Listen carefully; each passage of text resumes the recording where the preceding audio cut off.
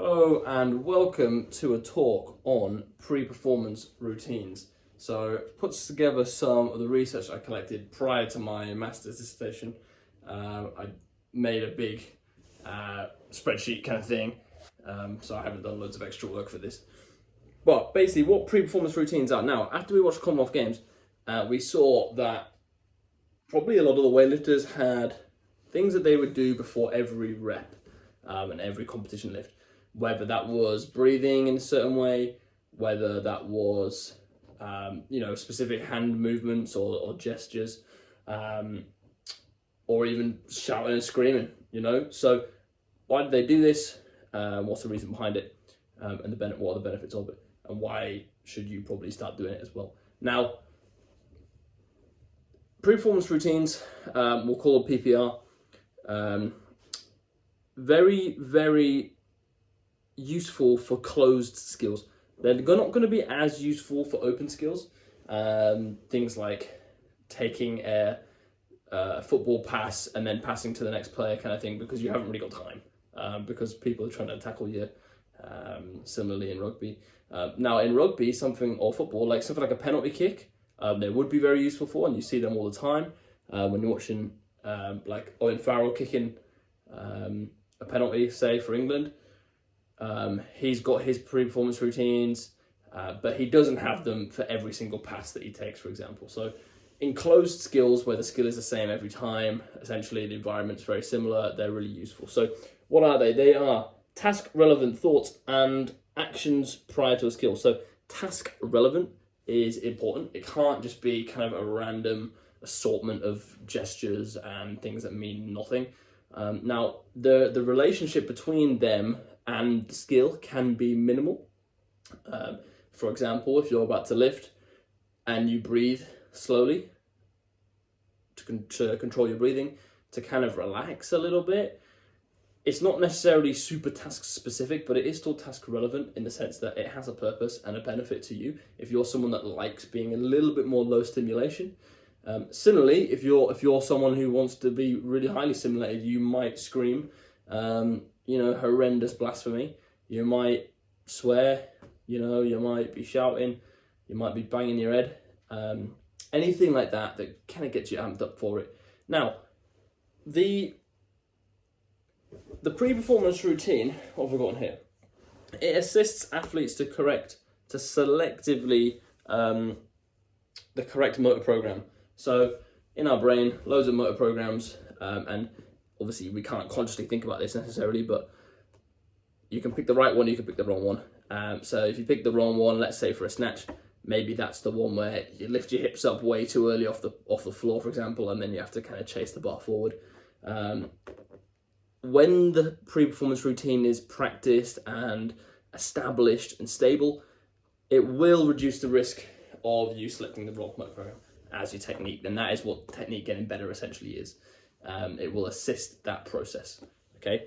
Now, bear in mind that because a snatch is a closed skill, it should look similar each time, but as the weight increases, the motor program will also change. Not necessarily the movement, but the speed and the velocity and the force and the intensity of said movement. So it acts as a warm-up. It minimizes the initial decrement. Now, this is a really useful point. I'll probably get back to this when I talk about the benefits, but it's a warm-up in the sense of it's not, 10 minutes on the bike, 15 minutes of stretching. It's a warm-up. It's a bit of a mental warm-up. It gets you in the zone.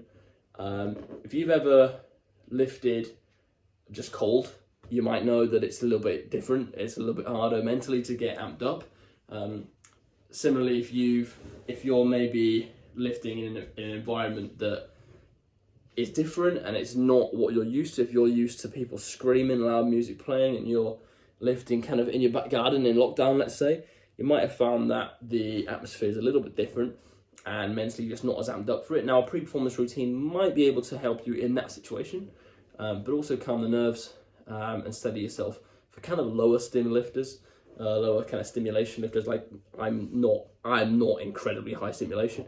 I don't rely on music, etc., and shouting and screaming to get amped up, but I can also use it to benefit me a lot if I need to. Like I'm not. It's not to say that I've never used it, but some people rely on it, which is fine. Obviously, absolutely fine, and that's why their pre-performance routine would probably be a little bit more aggressive, a little bit more kind of amp up. And then most successful performers have consistent routine times. So I've put chicken and the egg.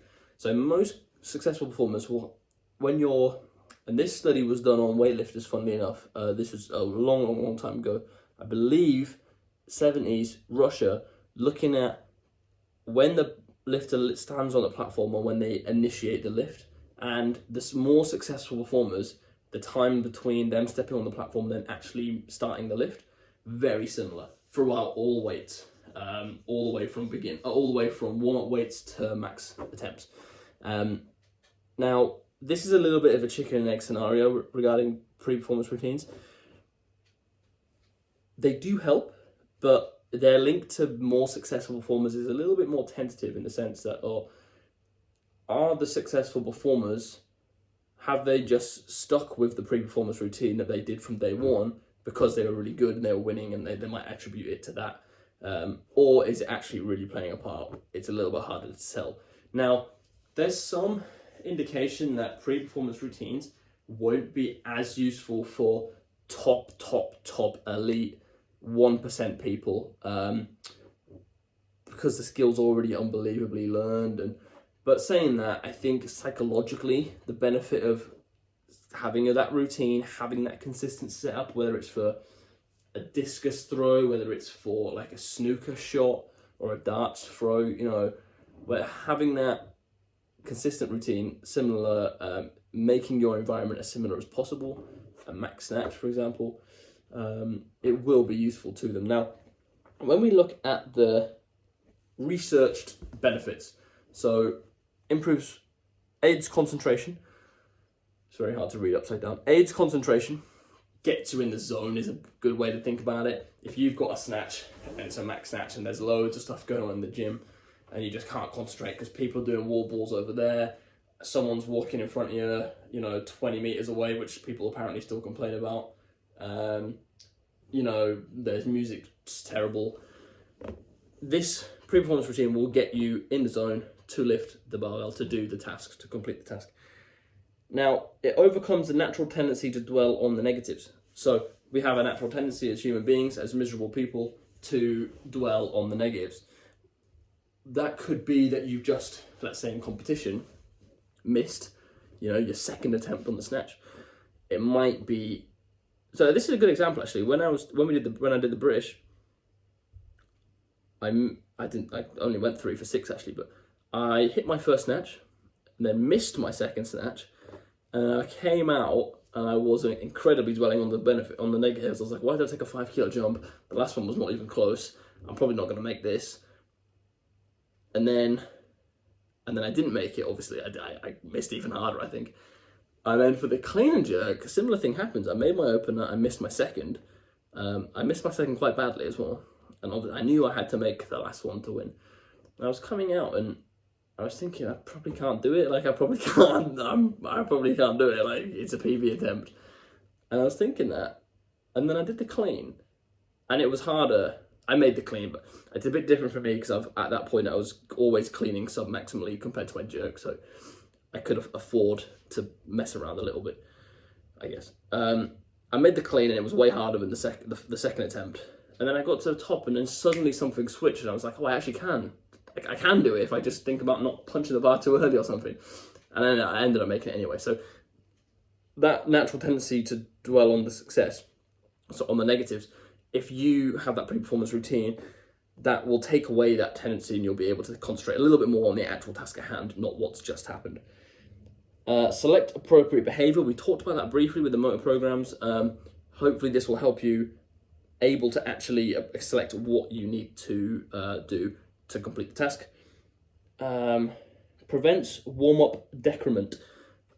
In closed skills, especially things like weightlifting, there's a warm-up decrement where after you do a rep, you have that feedback from the rep to take into the next rep. That feedback is reliant on how you move, what went well, and it happens in a split second. You do the rep, you think, oh, that feels really good. I'll repeat the same thing next time. Now, that has a time limit before it starts. It has a half-life, essentially. About a minute and a half, you have that feedback, and it's really intense, and you can replicate it quite quickly. And that's why EMOMs are really good. Snatch EMOMs singles. You get the feedback, you've got 60 seconds, which is long enough for the body to actually recover, like actual physical fatigue to recover. But it's not too long that the feedback gets gradually kind of diminishes and you kind of forget about it. But that's why if you ever do a rep and then wait like 5 minutes, it might feel quite heavy off the floor. It's not necessarily just that you feel like your body's cooling down. It is obviously also that. But it might be that that feedback loop has been slowed down or has kind of disintegrated a little bit, and you're starting to forget essentially what just happened and what's needed for the next thing. So what is useful about the pre-performance routine is it acts as that kind of warm-up, and it fires up the kind of feedback oven, and it gets it warmed up for you so you can just cook straight away rather than having to wait for it to warm up. Again, this is why EMOMs are useful. This is why having a set time between reps is actually also useful. Prevents excessive attention to the mechanics of the automatic skill. If you've got a skill, snatch, clean, jerk, shot put, discus, suka, penalty kick. If you think too hard about the specific biomechanics of it, you will probably fail. Obviously, we have a cue in our head. We have maybe 2 cues max. If we were to think about off the start position, okay, what I'm going to do is I'm going to engage my lats. I'm going to have my arms relaxed. I'm going to push with the legs until the shins are about vertical, yada, yada, yada, and I'm going to keep my back angle the same. If you think about all of that, it's obviously too much. Hopefully, again, pre-performance routine will help you dial in and zone in on kind of 1 or 2 cues and the task at hand, not every single specific thing about it. So, I've got 2.5 minutes left. We'll talk about how to quickly make a pre-performance routine. You can't just make them willy-nilly. They have to be practiced and thought about it, and they have to be really pertinent to the athlete themselves. They have to mean something. So number 1, videotape your performance. Have a look at your performance. What's going right? What's going wrong? And then number 2, clarify behavior meaning. So what meaning can you put to certain behaviors that you're doing? What's working well? What do you maybe need to add in? If you know that you just by accident figured out that taking 2 deep breaths before is better than when you take 3, then you might add that to your pre-performance routine. Develop focus and function of each behavior. Again, everything has to have a specific thing. So if you slap your legs, for example, that might make you feel like you're waking up. That's the focus of that. Number 4, routine construction and agreement. So that's making your routine and actually kind of agreeing it with maybe your coach or your auntie, or Santa, just find someone else that kind of says, I appreciate that, I like that, and that gives you the confidence, and it just gives you the kind of, it is your own individual thing, but like anything, if someone tells you they agree with you, it's probably going to be more beneficial. Like I have a training style, for example, that I believe in, regardless of what anyone says. Even if someone says that's shit, I still believe in it, but if someone says I really believe in that, it just strengthens it. And number 5, practice. Now I've put an arrow because it might be that you repeat this process multiple, countless times until you find the right one. It might be that you never find the right one, but that takes practice as well. Remember, the pre-performance routine cannot take away from the actual skill itself. That's the important thing. The pre-performance routine shouldn't be too long. It has to be individual to you. It has to be practiced. It has to be meaningful. Like if I shout, 3 words that mean something a lot to me, it really gets me motivated. It won't be the same 3 words that motivates the next guy, okay? It has to be short enough that it keeps you in the zone and not too, but long enough that it warms you up, essentially, okay? I think that's it. If anyone has any questions, let me know. Have fun practicing. I've been through loads of pre-performance routines, and I don't think I found the right one yet. So it's probably a work in progress for you as well.